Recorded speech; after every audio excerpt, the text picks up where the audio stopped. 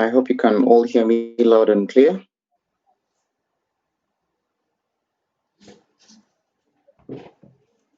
Morning, we can hear you. Okay, very well. All right, so carrying on from what we had last week, we have not yet gotten any feedback from the administrators. It's been quite a very tough week, but let's see what we shall get from them. But nonetheless, I will proceed as what I had planned for you guys today. Unfortunately, was supposed to meet with an IT specialist from Sun Frontier, which is Doctors Without Borders, but unfortunately sent me an apology this morning that he will not be able to make it. So most likely we shall start with that session next week. So for today, you will be with me, and we'll discuss something to do with the relational intelligence in workplaces or in the industry. So that's what we shall be covering today. But nonetheless, I hope the weekend was good for you. From my side, it's not a very good time because I lost a very close relative over the weekend. So I've just come back from Barrio, and I think I also fell sick from there. So let's see how best we can manage this. So I've asked John to help me with the admission of the students from the waiting rooms so that I can focus more on what I have to deliver today. And in addition to that, I was actually trying to look at. Sorry about that. I was trying to look at the participants list to locate your module leaders. That's Rose Ann and Rebecca. So in case they come in, we can make them co-hosts to also help out with the admission of the students from the waiting room. Okay, so perhaps you may be wondering, this I'll actually start with this lecture with a certain story of an encounter in the train. So on the way to Mombasa, this was a story that was told by a friend of mine. So as they were traveling down to Mombasa, it so happened that, sometimes for those of you who have used the train, people rarely buy merchandise off from the cafeteria there. I mean, usually you pack your stuff and then you go with it. I don't know if these days they still have packing, but back then you would pack. And so this guy had packed his lunch. Of course, there was some bit of snacks, there's some bit of chocolate, and there happened to be these two kids who were pacing around, who were seated opposite him with the mom. So as they were pacing around the hall, he takes out a chocolate to offer one of them. And of course, you know how kids can be when they look at things like that. You'd imagine that probably it was going to be a lot of excitement, and he's so happy to receive the chocolate. So he looks at the mom, and then looks at the guy again, looks at the mom again, as if trying to get approval. Like, "Mom, can I go get it?" Because it's a stranger who was offering the chocolate. And then the second one, the second boy, for him, he just rushed to it. I mean, without even considering thinking about looking at the mom or asking for permission, he just rushed over to this friend of mine to get the chocolate that was being offered. So he picks it and hurriedly opens it and poop right in straight into the mouth. So the second one noticed that, okay, well, this guy has eaten the chocolate on his own. So, I mean, what do I do? Of course, my friend felt sorry. So he picked out another bar of chocolate and offered to the second one, who again looked at the mom before he could proceed. So he goes forward, of course, with approval from the mom. He goes forward, picks the chocolate. Now, what was very fascinating is that upon picking the chocolate, he broke it into two and offered his brother, who had actually denied him the first option. What am I trying to drive at? We have different personalities, okay? We are different and we are born differently. So, I mean, in history and in theory, there's been lots of articles written about how different people are, okay? So, in the dominance of a person, there's what we call a type of a human, okay? They are those who are born. For example, you've heard of introverts and extroverts. Yeah, this is something you can easily relate with, which predominance some of us, characterize or have in our nature. there's what we call a personality. Okay. And if I may ask some of you, I'm sure you've done different courses about personality. You've done some bit of theology here and there, the human body and human being, will and intellect. If I may just ask, what's your understanding?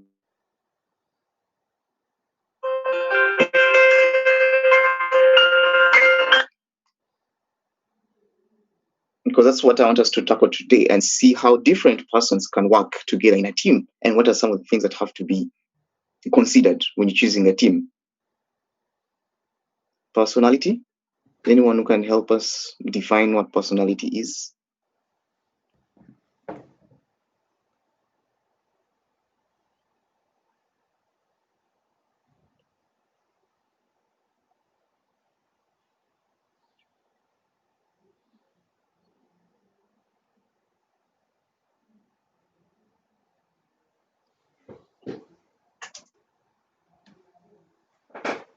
Or could you be familiar with terms such as sanguine, phlegmatic, choleric, and melancholic? Has anyone ever heard of those? I had actually sent an email to Rebecca of the different personalities. It's basically a questionnaire that will help you realize what your personality type is. So I hope you receive that email from her. Okay, so I see some hands up. I'll start with Mathenge. Okay, hi. Yeah. So I'll just explain what personality is to me, and it's all about the way someone reacts to the world around them.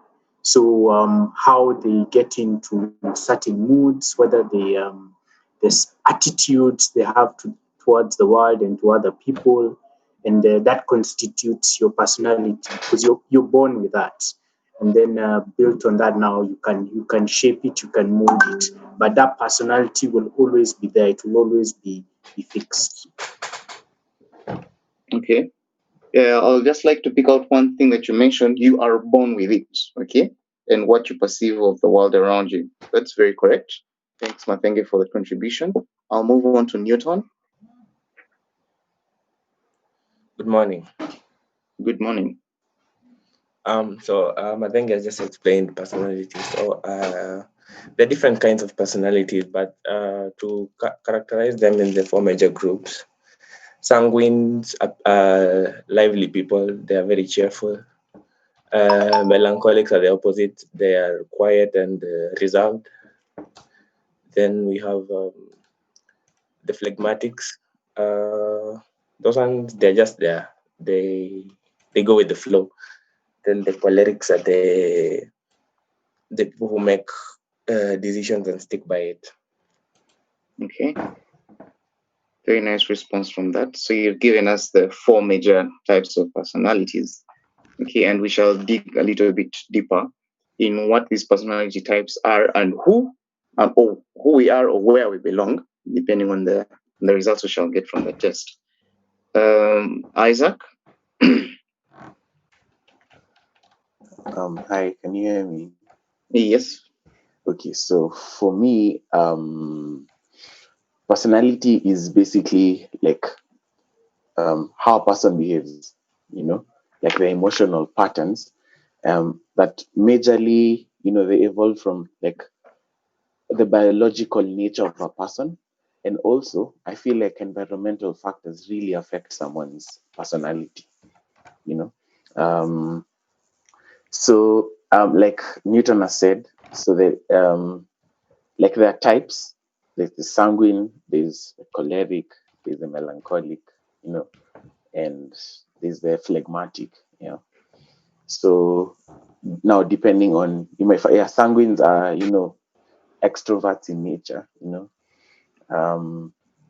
they are mostly the life of a party, Then melancholics are very, opinionated in terms of like I feel like they normally have a very, like they're very opinionated with very strong, I don't know how to put it, but yeah.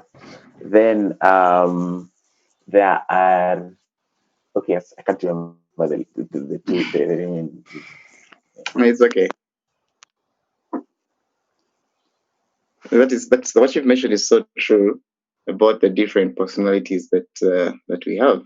And then I would like to move on to Rebecca. She had her hand up as well. Hi, can you hear me? Yes. So what I understood by personality is like it's how you are as a person. It's like the traits that define you.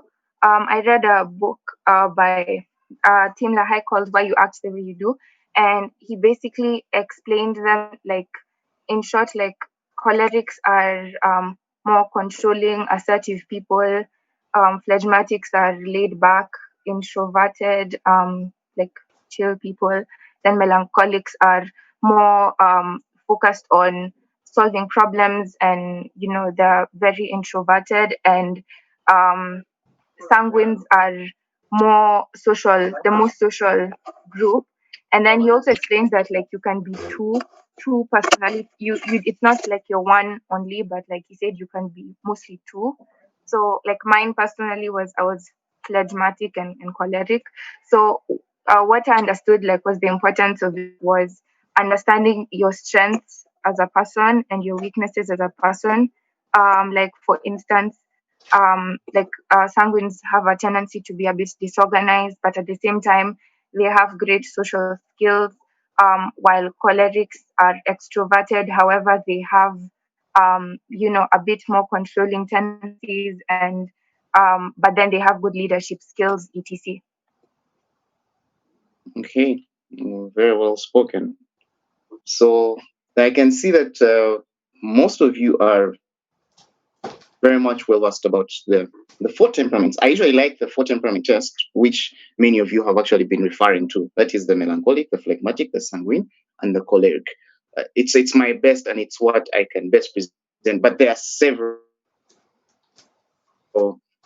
temperament tests that you can come across that can give you a better perspective of who, not necessarily who you are 100%. I only like to take us for gospel truth because, all these are theories that have been tested and proven, but they are very much similar in what you can relate with when it comes to your everyday relation with people. Okay.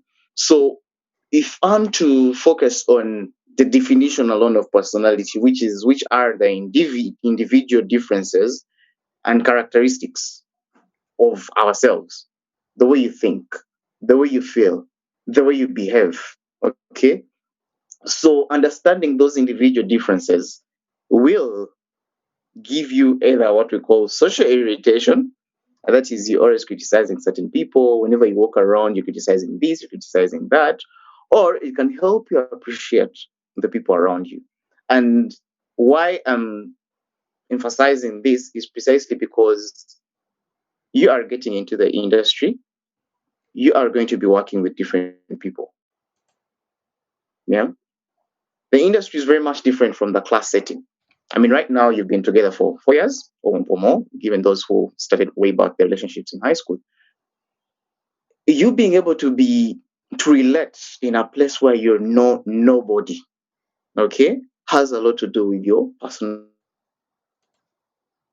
And we've seen government officials, we've seen people in very high jobs and positions in society dropping their entire career that was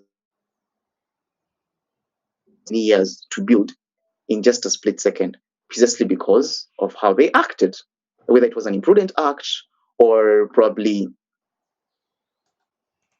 personality that people did not, relate with. It's their mood swings and things like that. Okay. Now this story, or not this story, but this discussion has nothing to do with sex. Okay. What do I mean? Sometimes people relate with men being more men being more choleric than the women, because of our muscular nature and things like that, and the ladies are more soft-hearted and things like that. Yes, you can argue like that, but a woman can be in any can have any temperament, and so can men. Okay, so let's keep the discussion open-minded. and not biasing ourselves to specific genders. Okay, I thought I could mention that at the beginning. So I just wanted to confirm, Rebecca, did you receive the email I had sent? Yeah, I got it and I sent it. Okay, you sent it. So I just want us to take 10 minutes. In case you've not yet received that email, please harass harass Rebecca so she can send it to you. But I would like to take maybe about 10 to 15 minutes for us to answer or fill in those gaps. Okay. So it's basically a sheet, it's a Word document that I've sent you, and you're supposed to write there your scores for the different temperaments. So I would like you to summarize at the bottom so that you can see which temperament you have or where you'd lie. And then we can pick up the discussion from there. Sorry, I forgot to note that. Yeah, I wanted to say that I even like on your comment of gender-based biasing. Even though it's true that like a woman or a man can have any personality type, like it's good to note that men on average are more disagreeable than women. Like if you picked from the population by random, if you were told to guess if a man is more disagreeable or agreeable, and you guessed disagreeable, you'd be right 60% of the time, which is not a huge difference. But if you look at the extremes, then all of the men, all of the disagreeable people are men, which is why men make up most of the population in prisons. So even though I do agree with you that we should be careful with our biasing in term when talking about personalities, we should also not ignore the facts. The facts and not.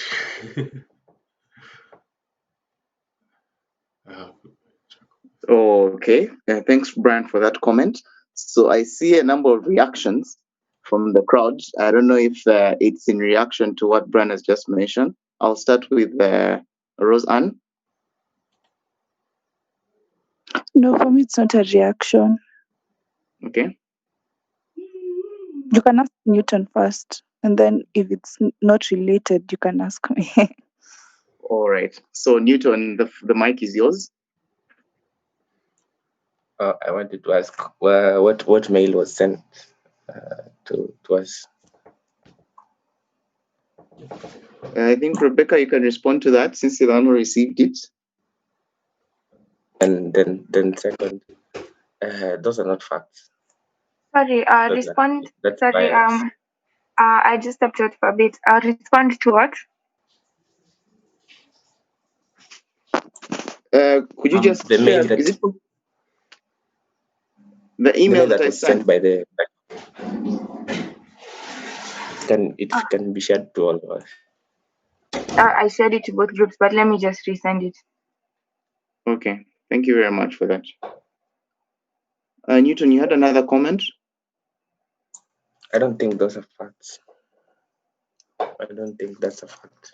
I've met women who are choleric, and I used to think it's because of male and female, but after sitting down in a class and studying about these things, I had a different opinion about people's personalities. It is usually shaped by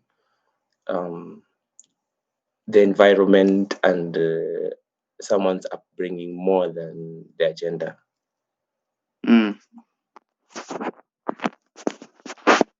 I totally agree with you. I don't know if anyone had mentioned facts earlier on. I don't think we are stating facts here yet. Because as I mentioned, they are theories, and sometimes they give us an understanding of the personalities. I don't know if you are responding to Brian's comment. Maybe Brian, Yes, you can respond to I that. was responding That's a to reaction Brian. to it. Okay, Brian, what do you have to say about that?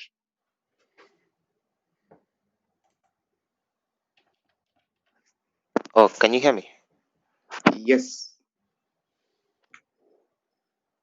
So what I wanted to say is that I don't know if Newton heard me. Maybe my mic was not that loud, but I said that men are on average more disagreeable than women, and I said that average was 60-40, which is not a big difference when you look at the average, like the average man or woman. But I said that it's important to look at the extremes as well, because if you look at the extremes, the when if you guessed at the extremes that a man was more disagreeable than woman, you'd be right like 90% of the time, which is why men make up most of the population in prisons. That's I was just saying that even if on average men and women are the same, they can either be more disagreeable, more choleric, or whatever. We should also not ignore how the small differences at the center of the curve can have huge effects at the ends of the curve. Yeah. Newton, does that clear the air? No, but okay. Okay, well, we can disagree and agree to certain differences. Yeah. Okay, thanks for that discussion. We can now move on to Roseanne.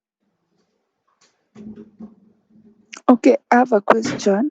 We keep on Yes, please. saying we're talking about personality, yet Mm. all examples we're using is for temperament. What's the difference between a personality and a temperament?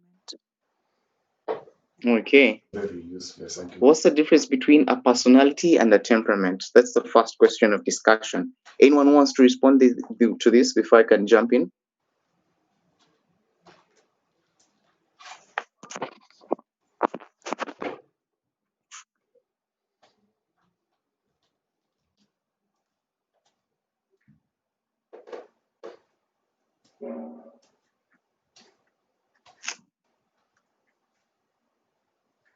I see a hand from Isaac.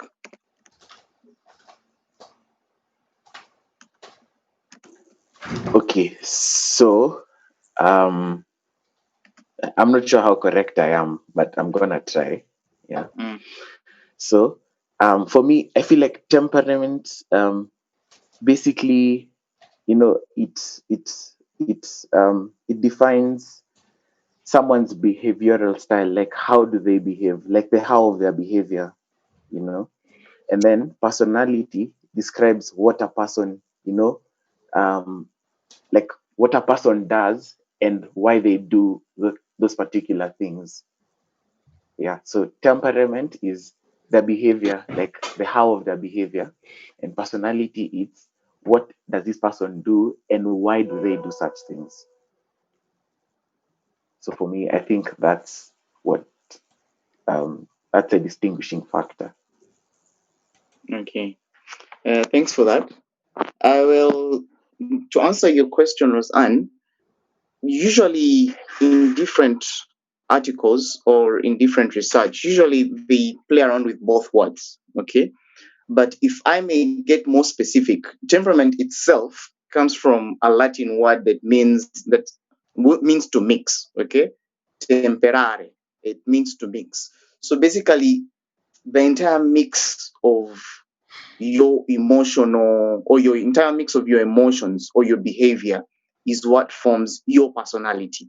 Okay. So that's why it's more alluded to temperament. So yes, we are persons, and personality comes from a person describing who you are. So how can we describe who you are as Roseanne? Someone can describe you from your mix, from your temperament. Okay. She's a mix of laughter, of joy, of happiness, of seriousness, that kind of thing. Okay. So that's how best I can describe the differences between the two. So I would say temperament is an aspect of personality. Does that bring things to perspective? Yes, kinda. But then a few years ago, when we were in first year, we covered this in philosophical anthropology, and Yes. there was like according the person who taught us Mm, made us believe that there's 16 personalities, you know? mm, Yeah, mm, and then like now from the 16, okay, I think she said that personality you can change your personality, but then you cannot change your temperament. And she made us to believe that those are totally different things. Okay, not exactly totally different, but mm. you know, They're related. okay. Yes, they're related. For example, I Mm. would say sometimes you can find there are people who are usually, latecomers. Okay. And everyone in the entire class knows these guys. I mean, that guy, stuff to do with time, he just can't make it on time. But you can see that's an aspect that can change. Okay. So if you're describing him, you can say, man, yeah, if I'm to talk about Raymond, he's a late comer. He's never on time. But that's something that can change, right? And then you can find Raymond, if you put him in a place with so many people, he performs well. But if you isolate him, he feels a bit discomforted. Okay. Precisely because his temperament could be he's a fun loving person. Okay. So if you put him in places where there's no fun, I mean, that's going to be the worst of him. And that's something you cannot change. Okay. So they are, as you mentioned, just like what you studied back then, it's hard to find a clear cut difference between these two. Okay. But one thing we need to understand is personality is at the top of the hierarchy, and then below we have what we call the temperaments, which are part and parcel of who we are, and those cannot change. Yeah, those cannot change because you are born that way. I mean, that's just how you are. Okay, but understanding your weaknesses can help you improve, but that does not guarantee that your temperament will change. Yeah. Okay. All right then. So let's have all of us receive that questionnaire. So in today's class, basically in our discussion, what's going to guide our discussion are these four temperaments. Okay. So as I mentioned, there are different temperament theories and tests that are out there. You can just Google them. And there are those that are 16, there are those that are 8, there are those that are even as far as I think 32 or something. So depending on what the facilitator would like to achieve can use any, but I would like to focus on the four because those are the ones that I'm more comfortable with. Okay, so let me give you about 15 minutes to respond to that questionnaire, and then we shall take a vote to see how many sanguines we have in the class, how many cholerics we have in the class, how many phlegmatics we have in the class. And from this, we can see how we can actually set up a team. Imagine it's an IT industry. We are starting out. There are different job positions, and we would like to select these job positions based on our temperaments and see how best we can thrive from there. So that's what I would like to achieve as an objective.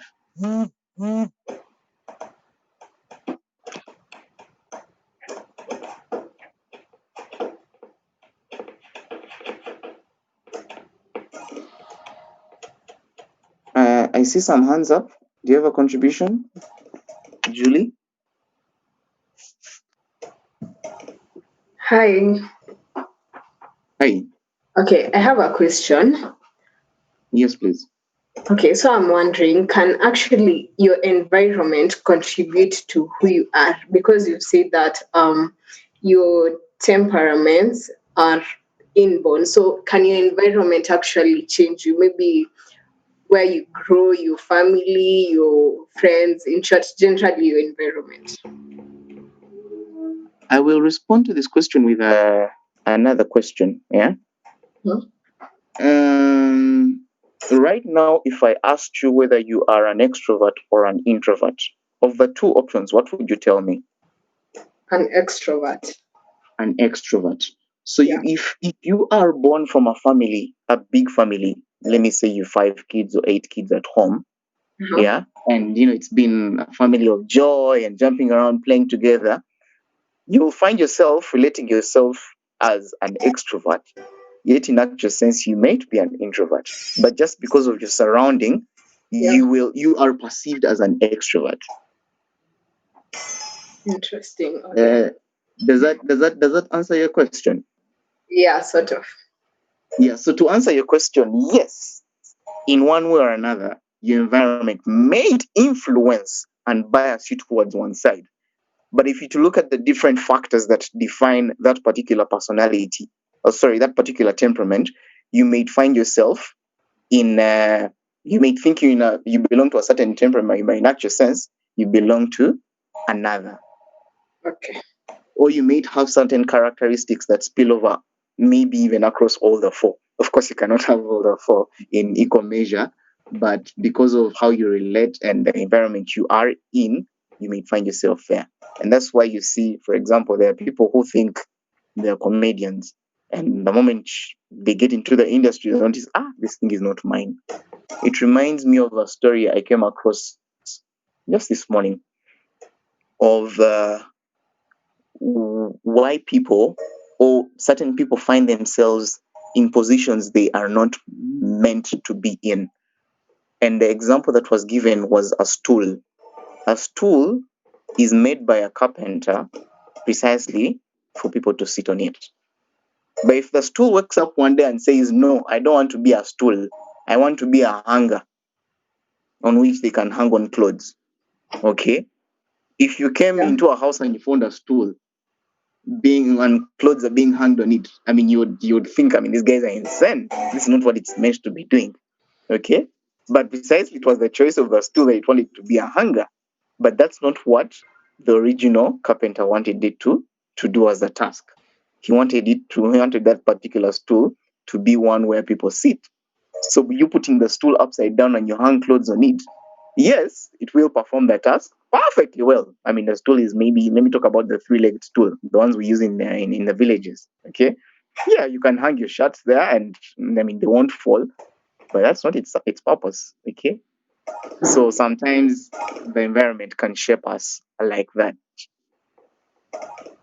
Okay. Thank you so much. You're welcome. Isaac, your hand is still up. Do you have a question as well?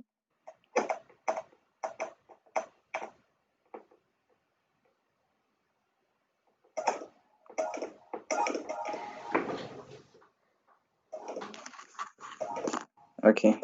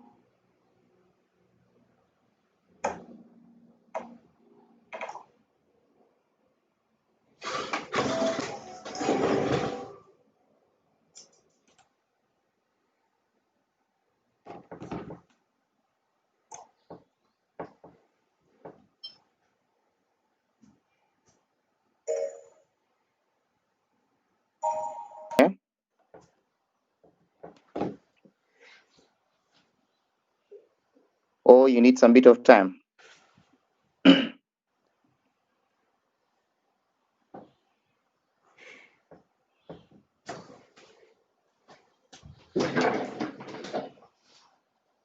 So should we proceed, or you need some bit of time to complete the questionnaire?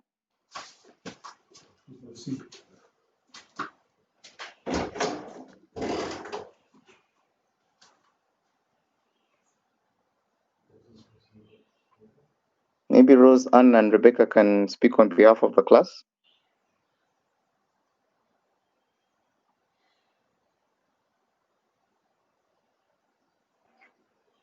Maybe we can just continue. Like, yeah. Rebecca? Hey, can you hear me? Hello, can you hear me? Sorry, I can't seem to hear you. Can't hear you, but I guess I can hear you.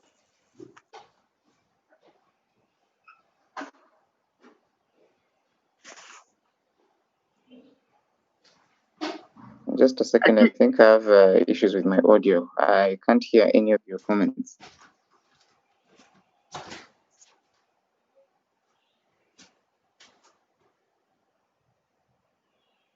Rebecca? Hello, can you hear me now? Yes, I can now hear you. I was just maybe just continue. We proceed? Yeah. Okay. So when you look at that questionnaire, I think the instructions were quite clear. So at the bottom, basically your percentage concentration should be that total divided by 40, and then you multiply by 100. Okay. So at this point in time, I would like to ask, maybe by show of hands, how many of you, or let me just ask randomly, how many were falling in the red color? Anyone who can tell us what their percentage was? Okay, I have a couple of hands here. I'll start with Victor, who hasn't said anything. Victor, what was your percentage? It was 90. 90 red. Wow. And yellow? Yellow was 55. Yellow 55. Huh? Okay. And blue? 57.5. Okay. Let's hear from someone else. I'll go to Jeffrey. Jeffrey. Can you hear me? Yes, I can hear you. Yeah, my red was 80%. Red was 80. Okay. Yes. All right. And what was your blue? Blue was 65. Okay. All right. Let's move on to. Looks like we have few. I only see 6 hands falling in the red. Let's go to the next color. I'll move to yellow.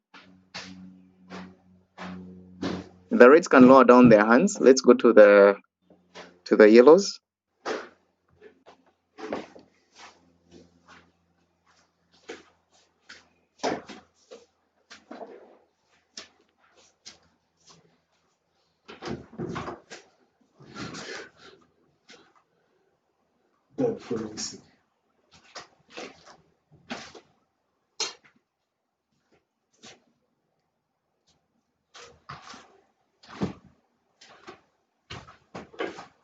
So we have about 4 of them. I'll go to Aziz. What was your percentage of yellow?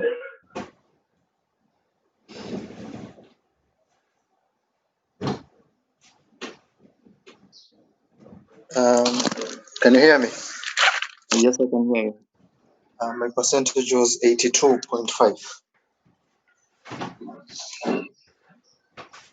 And the other colors? The red one was 80.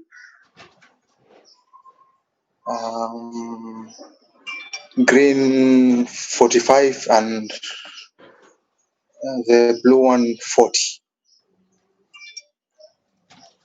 Okay. All right. Let's move on to, but yellows are few. Let's move on to those who had the highest percentage in green. Just raise your hands.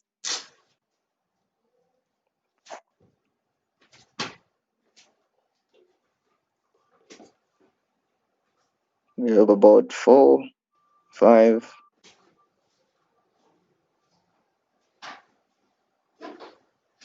Looks like we have a very good number here. So I'll ask Maria to share with us what she had as her percentages. All of them, or just the green one? Share with us all of them.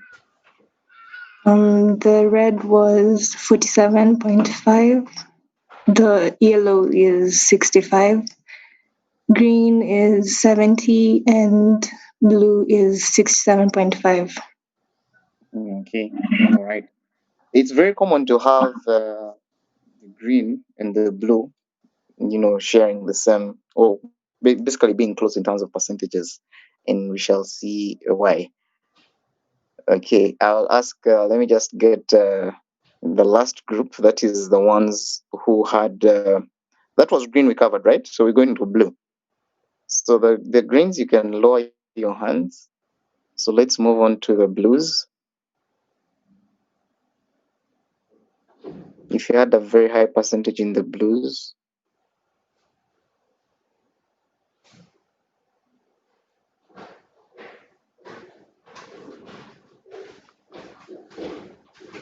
okay. I'll ask Nicole to share with us her percentages. My percentage for blue was 87.5, green 25%, yellow 37.5, and red 50%.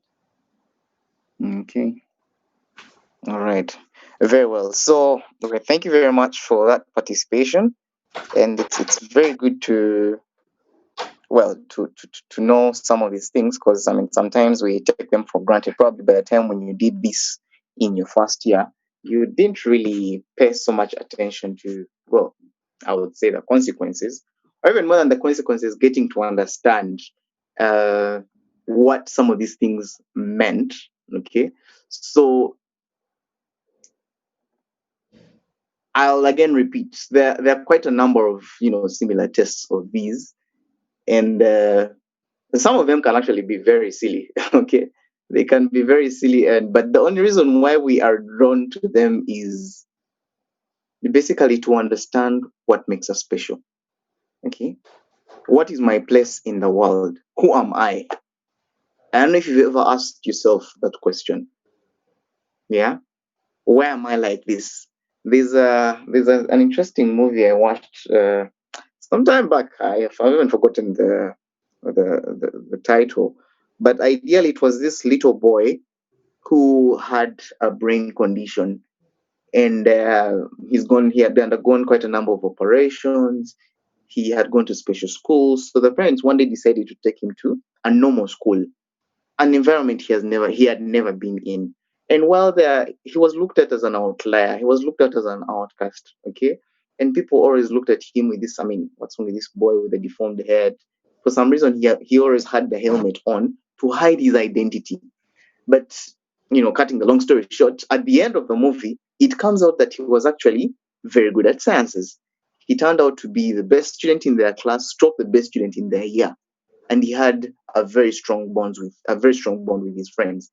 Okay, so sometimes we can ask ourselves those questions: where am I special? Where do I thrive best? Who am I?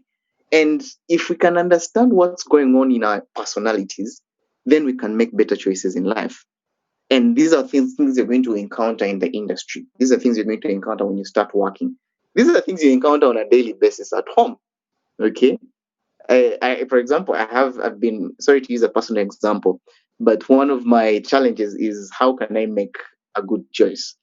Often at times I make the wrong choices, and for some reason I end up either wasting time or spending more money than I would have done so, or even regretting.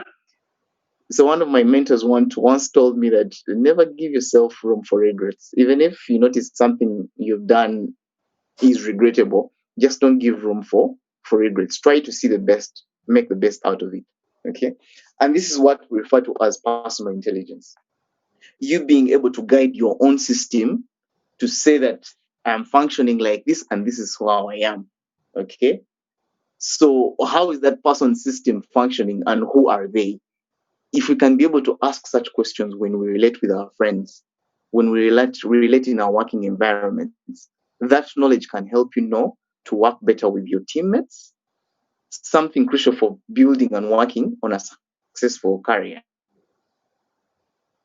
You're getting into an industry where teamwork is very important. And you cannot say that, me people, no, that's for sanguines. I just cannot. No, you cannot be like that. Okay. So the personality test basically just give us a little bit of knowledge that can help us to relate with other people. Okay. So what we've just done, that small exercise that you've just done, is like a small calculation of how to measure our personality. So you've seen all of you have different measures of the temperaments that you've done. Okay. We've seen the ones with the highest percentage in the yellow. We've seen the ones in the highest percentage in the blue, the green, and the red. But what do these colors signify? Okay. So I'll just briefly take you through some of the different characteristics, just a few of them, and then we can see how best this can help us create a team. Okay.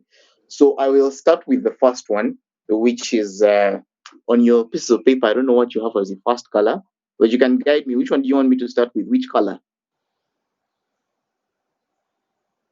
Aziz, I see your hand already up. Would you select the first color to start with?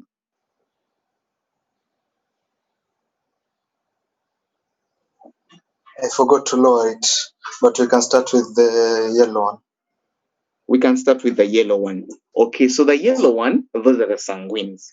Okay, the yellow ones are the sanguines, and our colleagues earlier on were explaining the different characteristics that they could have. But if I could simply rough through what a sanguine is, or some of the different characteristics, they're usually very talkative, highly talkative. I mean, if you enter a classroom and you find that guy who's seated on the table having a discussion with everyone, even if it's a story that is a lie or probably something he came across, I mean, they just want to talk. Okay, those are the sanguines. They are highly extroverted, very enthusiastic. Sorry, Aziz, could you just mute your mic? Thank you. So the sanguines are usually that type, very active and very, very social. Okay. So if you find that one person who's, always looking out for the next plot, I mean, it's a Friday night and you're like, guys, I mean, let's get out of this class. Class ends at 2 p.m. We need to see the next plot happening for the weekend. That will be a sanguine. They're very optimistic and usually social.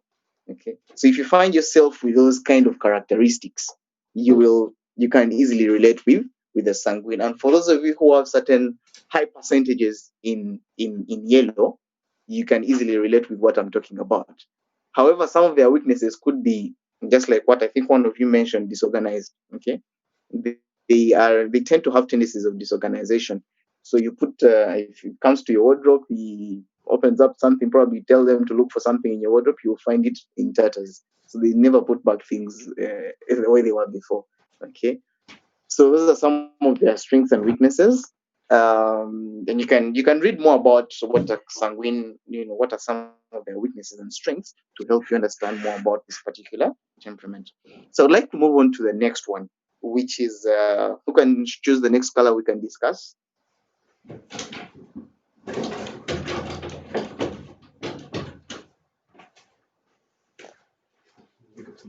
I'll randomly pick on. Okay, Vanessa. Red. Oh, sorry. Okay. Oh, there are two. Well, choose amongst yourselves. Vanessa, you can go ahead. Let's do red. We do red. So red now, these are the cholerics. Red represents the cholerics. And as you can see, even the choice of colors tells a lot about the temperament. Earlier on, we spoke about the sanguines being yellow, sunshine, bright. Okay. Now, when it moves to the reds, this is hot fire. These ones you don't want to mess around with. Okay. So the reds are usually independent. I mean, if there is that brother of yours or sibling of yours, even at a very tender age, they want to do things on their own. They want to take the lead. Okay. That will be a choleric. Those are the reds. They're usually very decisive, goal oriented, very ambitious, result oriented. And these are the finds, no wonder you find them in places of leadership. Okay. Apparently, they call them natural leaders. They always want to take the lead. Okay. If there's that one person in a discussion, you notice that even when they don't have something substantial to say, they want to bias everyone towards their side. This is the argument, and we shall stick to this. And it's very hard to change their point of focus. If he decided to take the argument in this direction, it will be that direction, and whether you want it or not, you will have to follow him or her. Okay. And sometimes they are usually short-tempered and irritable. Okay. So they usually want to stamp their foot at at anyone. Okay, but this is just who they are. Okay, and remember, this is just a disclaimer. No temperament is better than the other. Okay, this is something you need to take home. No temperament is better than the other. Okay, so we basically have different percentages in each of these different types, but you cannot say that well, the cholerics are better than the melancholics because of this and that. No way. Each temperament has a certain strength and a certain level of weakness. Right. So those are the cholerics, and if you to look at the different characteristics of certain leaders, you'll notice that they have some of these characteristics. And there's a video I was watching recently of a one president from a certain country who was rubbishing news from certain journalists. Yeah, so you can see that kind of characteristic is very common when it comes to the cholerics. So which next color can we roughly go through? We can have more. We've covered sanguine, we've covered choleric. We're left with the two, green and blue. So which one can go first? Anyone who can select or suggest?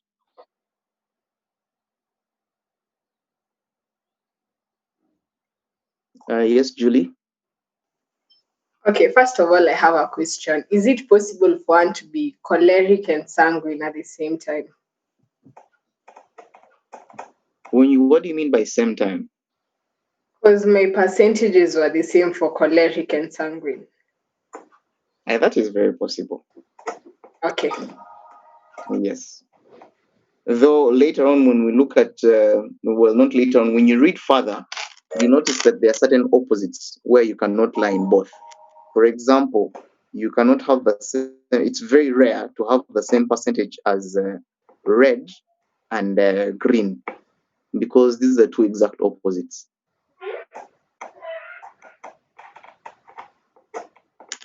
So when you say the yellow and the red, sanguine and choleric being the same percentage, that is possible.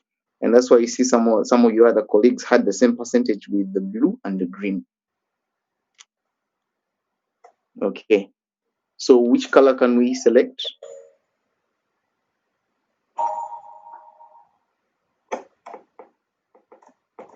I saw Magnus's hand up. Blue. Blue. So we go to the blue. So the blues, these ones are what we call the melancholic. Okay. I mean, don't be threatened by these big terms. They're just modern science words with an origin in Greek. That's why they use some of these terms. But for our class, let's stick to the colors. Okay. So the blues are usually detail oriented. Detail oriented in such a way that when you interact with these people, I remember a certain story I heard from one of, I think it was the best student in University of Nairobi School of Medicine in the year 2019 or something. I forget the year, but this student was so sharp to a point that whenever you would even have a conversation with her, she could tell you, well, roughly, it was a joke that she could calculate the number of words you would have mentioned in your conversation. Okay, that's how much she was detailed. Okay, so usually the blues are very analytical. If you find yourself interacting with someone who does a lot of analysis, and you can see this even relates with the kind of jobs they prefer. Okay, they're usually thoughtful and very reserved. Okay, if there's that one friend of yours who's always having your back, I mean, even when they are coming to visit you, it's very difficult for them to come empty-handed. I know this is it's a characteristic of many of us. I mean, someone calls you, "Hey, could you come say hi to me? Could you come and visit me? I'm not feeling well." First thing to do is, just show up with totally nothing in your hands. Okay, but someone who's thoughtful, I mean, that one person who will always carry something, and not just anything. They would want to carry something that they know you love. That's how much they are detailed. Okay. Now, the typical opposite of a melancholic or the blues is the yellow. The yellows are not detailed. And that's why even in this particular exercise we've just done, don't be surprised that the sanguines reached halfway and you're like, man, what is this we are doing? And they did not complete. Okay. But the blues, I wouldn't be surprised if in the house here, who are able to go through each and every statement, read it to detail, try to understand, try to Google here and there. That's their kind of life. I mean, that's their behavior. Okay. Remember, we're discussing behavior and not emotions. Okay. So I want us to focus on behavior, how someone does things. Okay. The blues, you find themselves, will find them being very analytical. Okay. So if you have some of those different characteristics or traits, most likely you have your highest percentage under there. And when I talk about detail, there are those friends you come across, and even in their backpack, everything is to detail. The laptop only goes here and it goes here in this particular position at this angle. The pencils go in this, this box or this pencil bag. The rubber goes here. My water bottle is always on the side in this position, and the cover has to face at a certain degree, probably 30 degrees northwest or something like that. I mean, they are detailed to that point, and you can never find them, disorganized in any way, right? So those are some of their strengths. And sometimes it can be annoying. Yeah, they can be annoying because they are always critiquing what the levels of disorganization that we find with other temperaments. So definitely, I will not ask the last color because it's quite obvious that we are left with the green. So the green are what we call the phlegmatic. Okay, the phlegm. Sometimes they excuse them to be phlegm. So with the green, here we have more relaxed people, very peaceful, very easygoing. I mean, there are those people you can even push and they will not even do anything at you. Yeah, even if you put them in a hard situation between a rock and a hard surface, they will not react at all. They're like, well, we just let them be. Even the way they talk, sometimes you can find them, well, okay, this is just a bit exaggerated, but they're very, very peaceful and apathetic. Okay, they have they have they have a big heart. Okay, well, I'm not saying that other characters don't have big hearts, but I'm trying to exaggerate what kind of things that really come out of them strongly. Okay, and they hide emotions. They hide emotions in that with that particular friend once you piss them off, they will not react, but they'll keep it within. Keep it within. They can act like nothing happened. Just keep it within, and you really have to poke them to find out what exactly is going on in their mind. A sanguine, once you annoy him, he'll give it to you. A choleric, you annoy him, he'll give it to you. But the greens, the phlegmatic, they won't react at all. You may even think that you've not hurt them at all, but deep inside they're hurting. Okay? So they usually keep emotions inside, they hide emotions, and they can compromise. This is one person who can share with you their transport fare and they walk back home. Okay? So that's the kind of level of the characteristics that they have. Okay? So I don't know if with that we have a feel of what exactly the four main colors we've just had here. Okay, so by understanding this kind of behavior, we can now start talking about how do we create a team. Okay, we can talk about proactive steps to placing that person in an environment where they will feel very comfortable, very empowered. Okay, so if you approach them in that way, they can feel or react positively to whichever position you give them. Okay. So with that small kind of discussion, what now next I want us to do is looking at these different strengths and weaknesses of the different temperaments. Okay. I'm just going to give you a few questions that we shall be responding to which kind of people fit in that particular position. Okay, and basically that's how we can get to teams. That's how team dynamics is done. Okay, why you find yourselves being asked similar questions in recruitment is because they want to see what kind of person are we hiring. I know of a company that uses this particular test to promote people in their company, in their organization. So if you're being promoted to managerial level, where you're going to be managing people and managing teams, what are some of the things that they would look out for? Okay. All right. I don't know if we have any questions so far.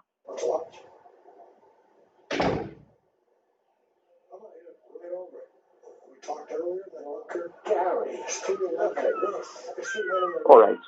So we are. Let's imagine we in a team, a recruitment team, and we would like to select a team for our new project.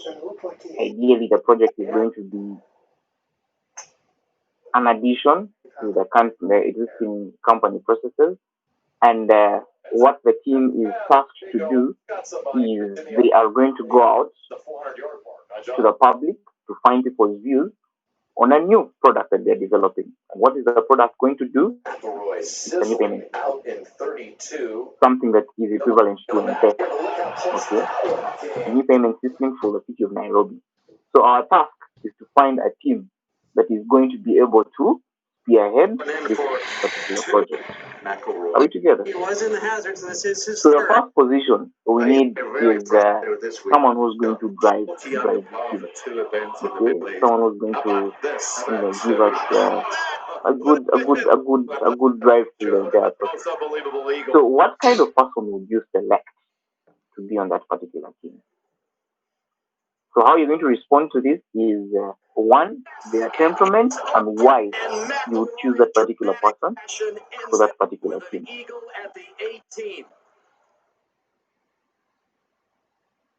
Yes, Newton. 25 feet of break played here by Rory So McIlroy. the leader of the team. Yes. Leader of the team, I'll choose a choleric because they're straightforward. They don't waver. When they have to achieve the goal, they go for it without second. Okay, so Newton's idea is to choose a colleague for that because they keep focused. So that's his opinion. Any other different opinion from anyone?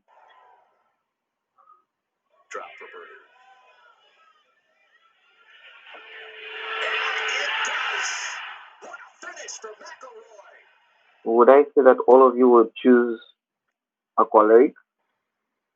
Would you want someone who's short-tempered on your team to be a leader? Yes, Kelsey. I hope I pronounced your name well. Yeah, it's okay. I think I'd choose melancholic because of how detailed and maybe perfectionist they are. Like it's a task that requires immense detail, like maybe designing the application itself. The melancholic would fit over the choleric. The melancholic would pick up from the choleric. Okay, Yeah. so Kelsey's choice is a melancholic. So you would love to work on a team where the leader is very detailed to a point that even if you have a typo in your email, hey, they'll call you to their office to find out why you wrote a typo there. Very analytical. Okay. So that's someone who's very good at the numbers. If you have the numbers wrong, you're off, you're fired. Yeah. All right, thank you, Kelsey, for that comment. So that would be your choice for a team leader. Walter. Can you hear me? Yes, we can hear you. So I think I'll also go with the melancholic because, if this is a serious project and you need results, you need someone who is detail oriented, can actually help lead you guys. If they see problems, they can actually tell you in advance without being being angry and such. Okay.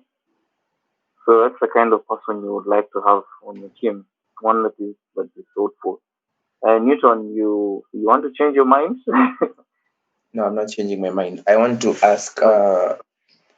Could you repeat what the question asked? No, we're looking for the team driver. We're looking for the lead of the team. For the team driver. We're trying. Yes. Okay. For the team driver, the reason why I'm going for a choleric is because they are natural leaders.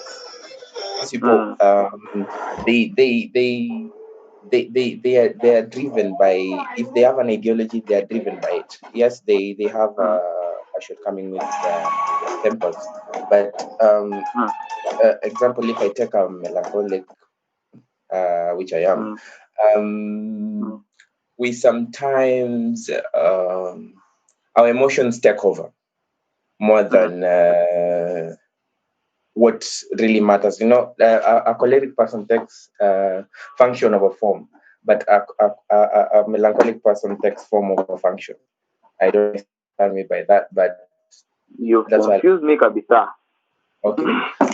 Okay, function. Something a choleric will take function of a form, like he will drive a car as long as he gets to where he wants. But a melancholic person will take, let's say, this because it's beautiful, it is detailed, it's what. But you'll still get there. But a choleric person knows where to get it. Melancholic people are very good with maybe giving ideas on what challenge that I'm doing. I'm going to be playing with a 30. like what can add up to, let's say, building a system. But a choleric person will be a very good drive towards, so that like we don't lose focus on the idea. Yeah. Okay. I see another hand up here. Before we start, big Sorry, I cannot read the name. Squarespace for sponsoring this video. I will talk more about that later. But High 500. Hello? Yes. Sorry, I couldn't read the name. My screen is small, so I couldn't fill it up. Could you just mention your name? My name is Nicholas. I propose that we could have a melancholic as a team leader. However, I don't think it would be right to disagree with what has been said about the choleric.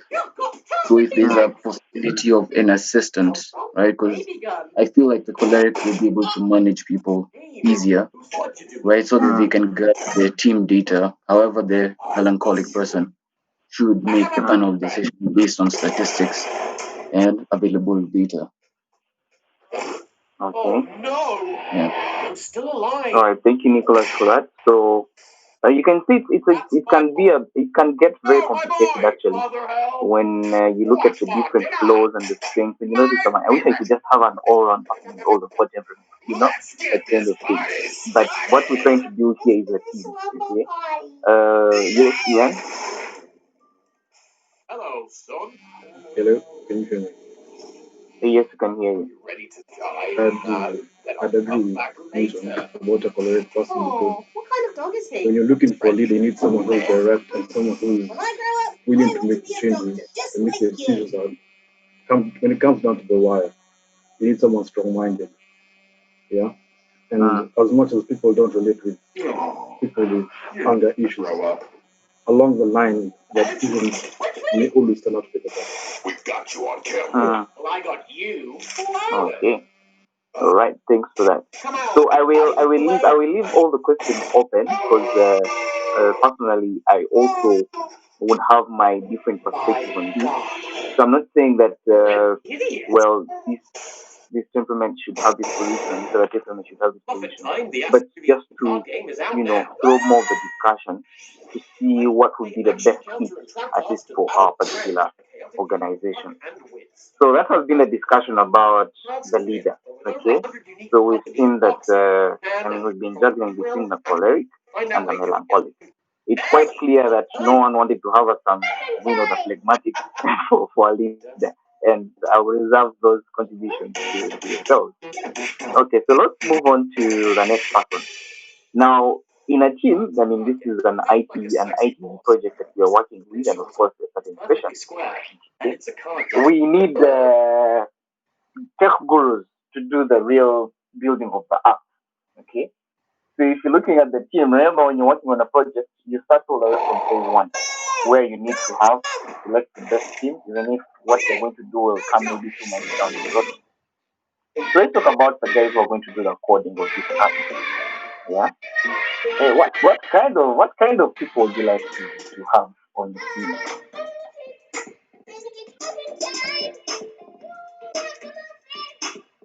So we're trying to build we're now in the back end. We want to have someone who's going to build the app. So what kind of people would you like to have on the team? And which personalities would you focus on? So we have Nathan here again. I'd like to have a melancholic because of the detail. have to have a melancholic because of the details. Okay. Yeah. He wants to have someone who's commenting their code, someone who's giving it some process. Okay. Not just throwing around X, Y variables, just saying first name and second name. Okay. All right, that's good. Any other comments from anyone else?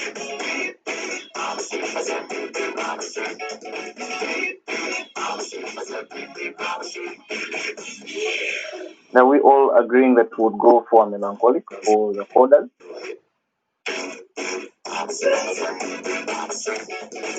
You don't want a colleague to be coding? Yes, Billy?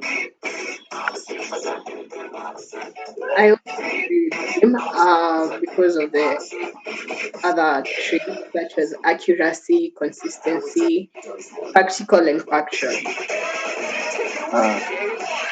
So you would go with the melancholic as well, the blues. Yes. Okay. And it's no surprise actually in this particular class, the blues and the greens have the highest percentage.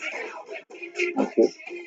When you go to a course such as international relations, no, not even international relations, law. Yeah. Where do you think would be the highest number of the personalities in the law class? This is a bit out of class, but just to get your feeling.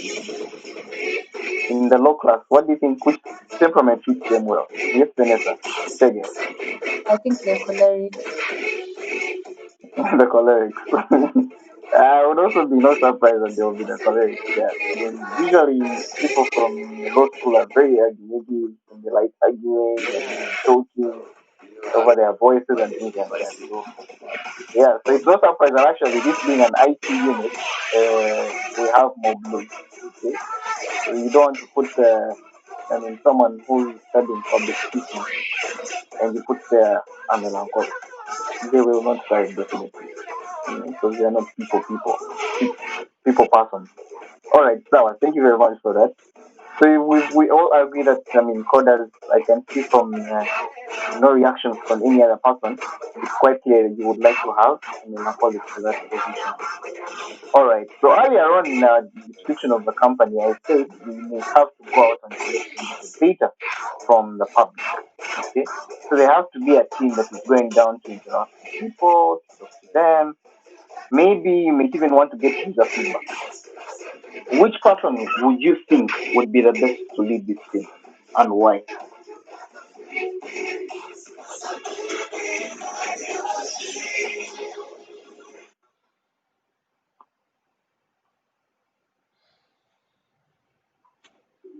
Yes, Vanessa. The yellows, the sanguines, based on their openness, outgoingness. Yeah. The more interactive than the others. The more interactive with people than the others. So it'd be easier for them to socialize and get information out of other people. Okay. Very well. So because of the ability to socialize easily, though they are best fit according to Vanessa. Let's hear from Matenge. In my view, on the part of leading the team that will be going to actually talk to people, I feel that the sanguine would be a good fit. However, part of the team should have a few phlegmatics who are a bit more, caring and, willing to understand the other person's position without interjecting or adding their own biases. Need someone who will just sit back and listen. Because that's a very important trait that as long as people see that you're listening to them, they'll talk. So phlegmatics would be a good fit for that. Okay, so someone who's a good listener, patient, good at reconciling conflict. Okay. All right. So we can see that the different temperaments have at least a certain value to the team. Okay. And as you can see that from all the positions, for at least the ones we've mentioned so far, you have not biased yourself to only. You have not biased yourself to only one particular temperament. Very well. So let me move on to the next position. Okay. So we've talked about those going to the field. We talked about the leader. We talked about the coder. Okay. But you see, in every team, there's always that one person who wants to, what can I say? I'm looking for a best fit for the other one that we've not talked about. Let's go to conflict resolution. Okay, conflict resolution in that there's a team or a person on our team who's basically responsible for looking at the team dynamics. Okay, I mean how people are interacting with each other and things like that. What do you think would be the best fit for this?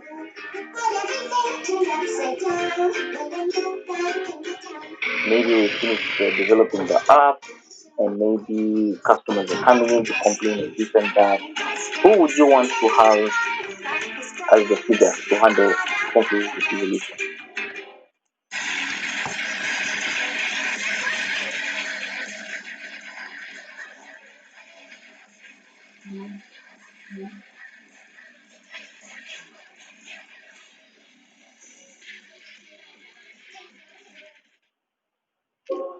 This is a hard paper.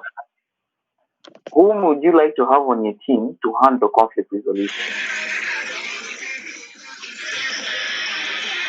Just imagine we rolled out the app, and for some reason, someone's money went missing on the app, and they cannot trace it. So they walk into the office, and there's this thing that they have to meet and design this application. My money went missing. Which person would handle such cases?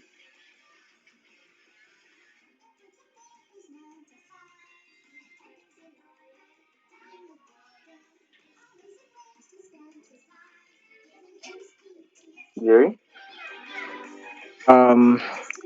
Conflict resolution. I think the phlegmatics are the most adept peacemakers, so I'd go with them. Okay, so your choice would be the phlegmatic. Blaze?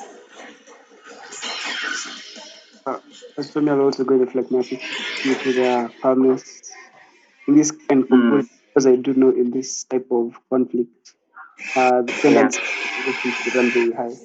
I need somebody to be calm enough to like talk to them and like have a conversation and try to, let's say, cool down the emotions and get to a level ground and understand, maybe solve the dispute. Yeah. Okay. Any other comment from anyone else?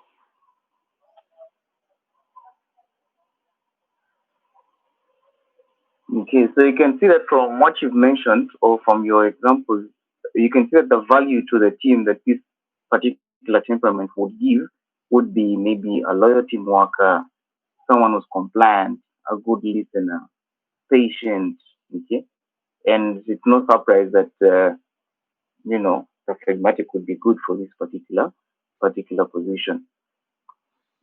So looking at what we've covered so far, you can see that from there, from understanding how people are, or from understanding their weaknesses and strengths, you can actually select a very good team in your work or in your workplace that can have a mix of all these. And going back to the first question that I was asked, the difference between personality and temperament, the mix is very important for an organization. And that's why you cannot have only cholerics in a particular team. I mean, that would be chaos. Okay? Because one of the things that they fear most is being taken advantage of. Okay? So if all of them have that fear and yet all of them want to overstep authority, it would be very difficult to handle. Okay? If there's some bit of routine, which is very common for organizations. Yeah. And organizations have routine. I mean, you walk in every day, 7 days a week, you're doing the same process. And that is an area where a colleague could not want to work in. Okay. And by virtue of you understanding your temperament, will also help you or feed into the kind of jobs you'll apply for. There are jobs where you'll thrive, and there are jobs where yes, you may want to earn the money, but you get in there and 7 days, 1 month down the road, you're very frustrated. Precisely because the nature of the job that you're doing is not in any way or does not align well with your strengths as a person. Okay? So that's something you need to be very much aware of. And then when you look at the value to the team that Sanguine can give, I mean, they are good problem solvers. They're good at encouraging people. So even when things are going nowhere, I mean, when the project is not proceeding at all, when you notice that, man, we are going down the deep end, this person on the team will give you psych. I mean, guys, let's try pushing. Let's try motivating each other. Let's go on. Let's move on forward. Okay, they give that positive sense of humor to a team. All right, and that's why they are also very important for a team. And then once we move on to the greens, because of their reliability, okay, they're usually very patient with everyone, and you can notice that they are motivated by loyalty and dependability. Okay, so that's the person who will give you safety and security in the team. I mean, guys, don't worry, everything will be fine. Okay, those are some of the things that you need to have on your team. And then lastly, if I'm to end with the blues, what value do they give to the team? Perspective. Okay, they give perspective and they are very thorough in their activities. So if you want that one person you want to give your laptop to read through your email before you can click send, give it to a blue because they're detail oriented. Okay, and because of them being bogged down into details, they are good at numbers, very good at numbers. So if you notice that, man, how are we going to get this project moving? I mean, the balance sheet does not add up. How do we improve? Give it to a colleague. Sorry, I mean, give it to a blue, and you will see how they will turn around that particular estimate or the budget or whatever it is. So with that in brief, uh, with the small exercise we had earlier on of us filling up basically answering the questions and understanding our different temperaments, I thought it would be very nice for this particular class to start with this kind of session because these are some of the things we're going to end up with once we start working. All right. And by virtue of us understanding our different temperaments, it will help us to know how to relate with each other and also to guide the different positions we'd like to apply for. Of course, I mean, as a graduate trainee, you'll not want to say, yeah, Masangwin, I think I'll work best in HR, man. You're doing IT, you're doing ICS and BPC and so on and so forth. So you don't want to go elsewhere. But of course, we know, I remember this one was told to me by a mentor as well. Your first degree only opens doors for you. Okay? Sometimes we want to bog ourselves down. Okay, I've done 4 years of ICS, now we need to focus on this. Yes, it's good to practice what you studied. However, if you fail to get it, it's not the end of life. Okay, it's not the end of life. There's more that you can do, and looking at your temperament and reviewing the fact. I mean, I've seen a doctor who on the side is a DJ. Precisely because, I mean, for him, he actually is a very strong sanguine. I mean, if that guy is treating you, you just want to force it every day because it's all full of humor when he's treating you and things like that. Okay? But knowing the life of a doctor, it's not like you always be talking to him every now and again. Okay, there are times when you need to go down to operate and do all these different things. But on the side, he's a DJ. So Friday night, catch him in the club, sampling people. Okay? So I mean, it's good to understand, these the differences that we have to also guide us in how we relate with different people. All right, good people, I've held you here for long. I don't want to take you any further. This is it from me. I don't know if you have any questions. So I'll open the floor to any questions you could be having. Otherwise, thank you very much for your participation. Any comments?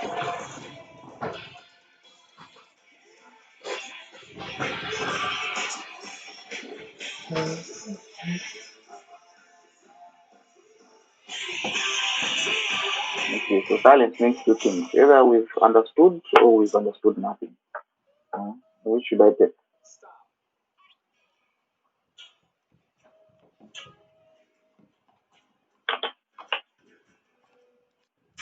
Okay, so in case there are no questions, any communication that will come in from the faculty, I will be communicating to you. Actually, I've just from getting a call from the dean, wanted us to discuss this particular unit. So I'll keep you posted in case of any changes.